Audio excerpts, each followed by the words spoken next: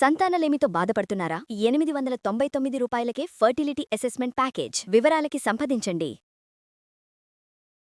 అందరికీ నమస్కారం. భీష్మాష్టమి యొక్క పూర్తి వివరణ తెలియచేసేందుకు ప్రస్తుతం మనతో పాటు ఉన్నారు సంకల్ప మందిర్ నిర్వాహకులు, ప్రముఖ జ్యోతిష్యులు బ్రహ్మశ్రీ నందిబట్ల శ్రీహరి శర్మ గురుగారితో మాట్లాడదాం.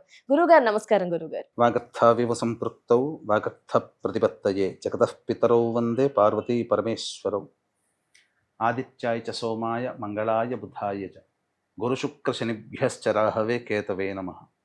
శృంగేరి జగద్గురు పీఠాధిపతులకి, కంచి పీఠాధిపతులకి నమస్కారములు తెలియజేసుకుంటూ కార్యక్రమాన్ని ప్రారంభిద్దాం. గురుగారు, మరి భీష్మాష్టమి ప్రతి ఒక్క హిందూ కూడా ఏ విధంగా ఆ రోజును సద్వినియోగం చేసుకోవచ్చు, ఏం చేయాలి అంటారు?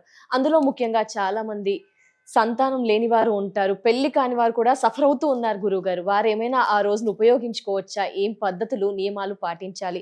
పూర్తి వివరణ తెలియజేస్తారా గురుగారు? తప్పకుండానమ్మా. ఈ కార్యక్రమాన్ని వీక్షించేటువంటి ప్రేక్షకులు ఆశాంతం వీక్షించండి. ఎందుకంటే ఇది ఒక అద్భుతమైనటువంటి యోగము.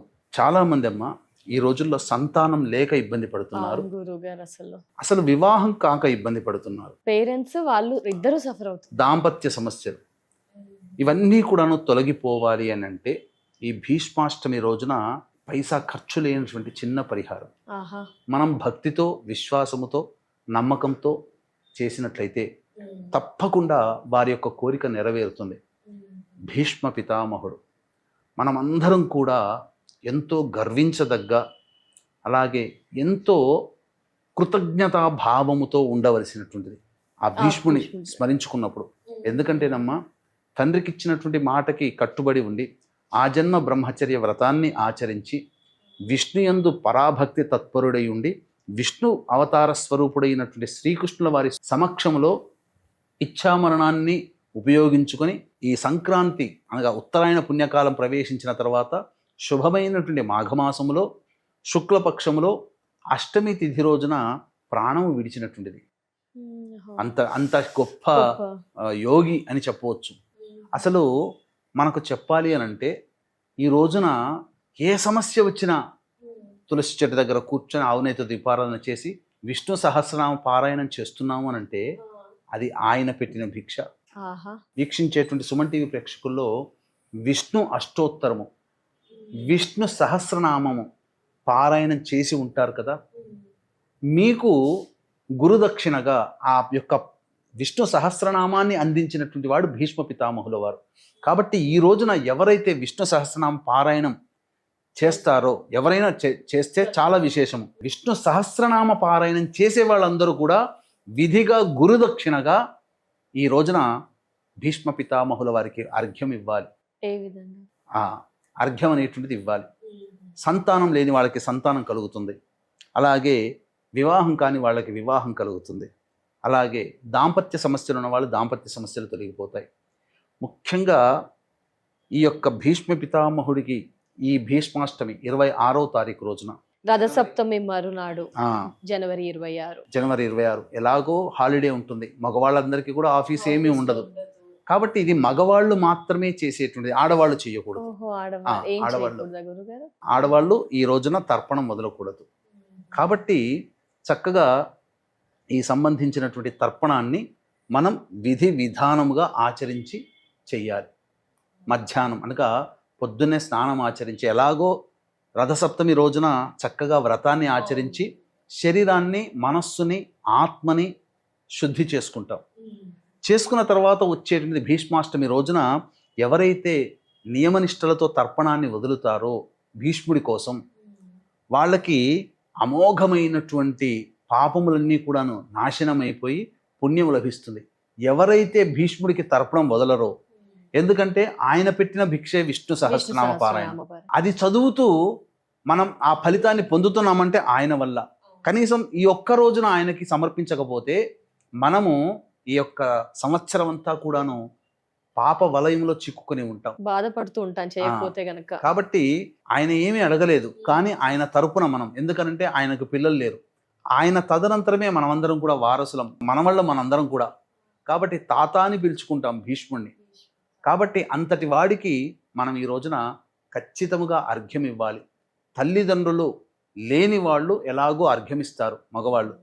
తల్లిదండ్రులు ఉన్నవాళ్ళు కూడా, తండ్రి ఉన్నా తల్లిదండ్రులు ఉన్నా ఖచ్చితంగా అర్ఘ్యము ఇవ్వవలసిందే.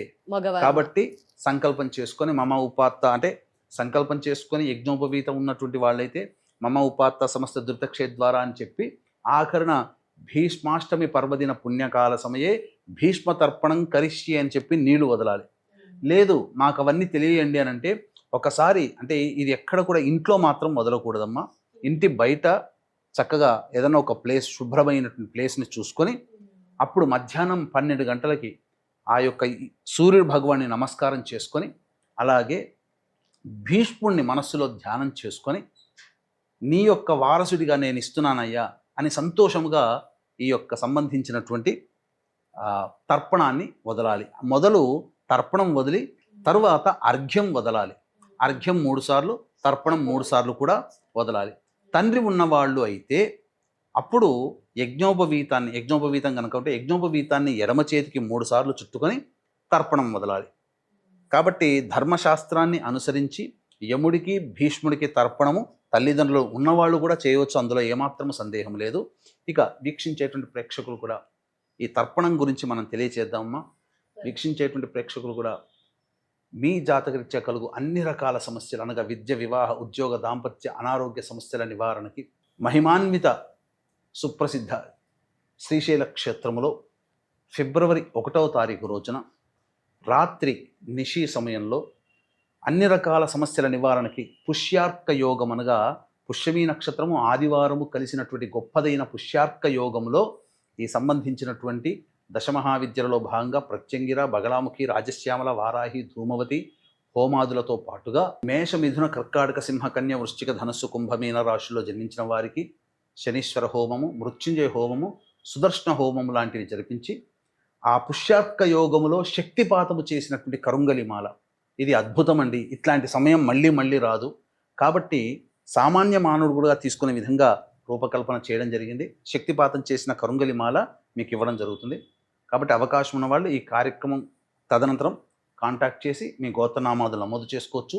ఫిబ్రవరి 1వ తారీఖు రోజున సాయంత్రం 7 గంటల వరకు కూడా మీకు అవకాశం ఉంది. కాబట్టి అవకాశాన్ని అందరూ వినియోగించుకోవచ్చు. ఇక మనం చెప్పవలసినటువంటిది ఆ యొక్క సంబంధించినటువంటిది మనస్ఫూర్తిగా భీష్మ పితామహుడిని మనసులో ధ్యానం చేసుకొని మొదలుగా తర్పణం వదలాలమ్మా. తర్పణం వదలాలి. నీటిలో ఆ నీరు దోషిల్లో అనగా ఈ దోషిట్లో తీసుకొని జాగ్రత్తగా వినండి. ఇది మెల్లగా రాసుకోండి ఎక్కడైనా కానీ. వైయాఘ్రపాద గోత్రాయ సాంకృత్య ప్రవరాయ చ గంగాపుత్రాయ భీష్మాయ ప్రదాస్యేహం తిలోదకం అపుత్రాయ దదామ్యేతత్ సలిలం భీష్మవర్మణే భీష్మం తర్పయామి భీష్మం తర్పయామి భీష్మం తర్పయామి అని వదలాలి. ఇది తదనంతరం దోసిళ్లలో నీళ్లు తీసుకొని అప్పుడు అర్ఘ్యం ఇవ్వాలి భీష్ముడికి. ఏ విధంగా ఏ యొక్క మంత్రంతో ఇవ్వాలి అని అంటే ఇక్కడ చెప్పబడిన శాస్త్ర ప్రకారం సత్యవ్రతాయ శుచయే గాంగేయాయ మహాత్మనే అర్ఘ్యం దదామి భీష్మాయ సోమవంశోద్భవాయ చ భీష్మాయ నమః ఇదమర్ఘ్యం అని ఒకసారి వదలాలి.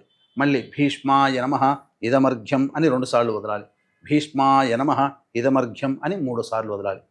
ఇక తరువాత మళ్ళీ ఇంకొక మంత్రము వసూనామవతారాయ శంతనోరాత్మజాయ చ అర్ఘ్యం దదామి భీష్మాయ ఆజన్మ బ్రహ్మచారిణే భీష్మాయ నమః ఇదమర్ఘ్యం భీష్మాయ నమః ఇదమర్ఘ్యం భీష్మాయ నమః ఇదమర్ఘ్యం అని చెప్పి 3 సార్లు నీళ్లు దోసిట్లు తీసుకొని వదిలి తదనంతరం ఆ భీష్ముడికి మనస్సులో ఒక్కసారి ఆ భీష్ముడి ముఖ చిత్రాన్ని మనసులో ధ్యానం చేసుకొని ప్రార్థన చెయ్యాలట.